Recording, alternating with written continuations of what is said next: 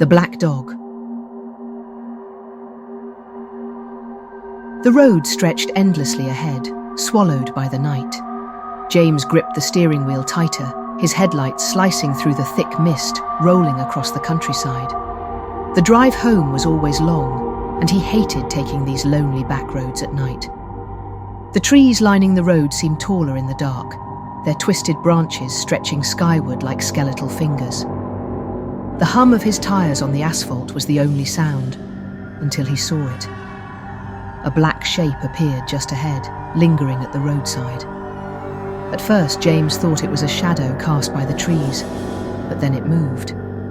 A massive black dog stepped into view, its fur dark as ink, its body unnaturally still. The air around it seemed heavier, suffocating, as if the night itself was thicker where it stood. But what made James's stomach clench were its eyes, two burning embers glowing in the dark.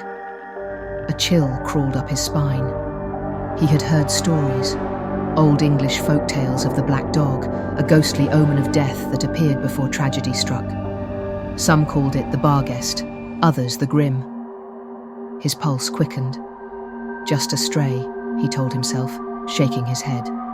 Just a trick of the fog. He pressed the gas pedal slightly, eager to put distance between himself and the creature. But when he glanced at his rearview mirror, his breath hitched. The dog was following him, its form barely visible through the mist, but those burning eyes never wavered. James swallowed hard and sped up. 50 miles per hour. The dog kept pace, 60 miles per hour. It ran effortlessly, its body almost floating over the ground, as if its paws never truly touched the earth. His hands tightened on the wheel. This isn't normal.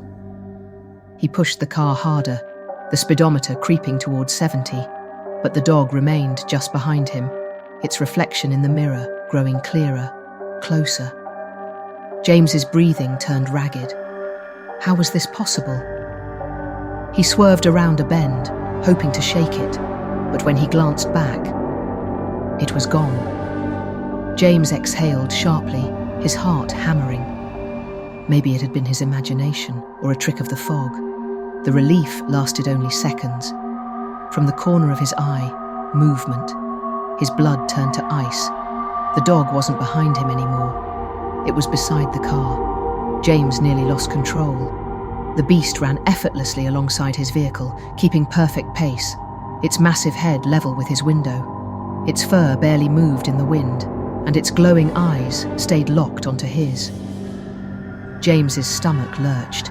He did the only thing he could think of. He slammed the brakes. The tires screeched against the asphalt, the car fishtailing wildly before coming to a shuddering stop. His chest heaved as he gasped for breath, hands trembling against the wheel. Silence. No more pounding paws, no glowing eyes. Nothing. James forced himself to check the rearview mirror, and for a moment there was only his own reflection staring back at him. But then, something moved. Not in the back seat, not on the road, in the mirror itself. James felt a knot of ice form in his gut. The dog's shadow was still there. It wasn't behind his car anymore, it was inside his reflection, deep within the glass. His own shadow twitched, its outline subtly wrong. And then, just before his own reflection blinked, James finally understood. He had been marked. Death was coming.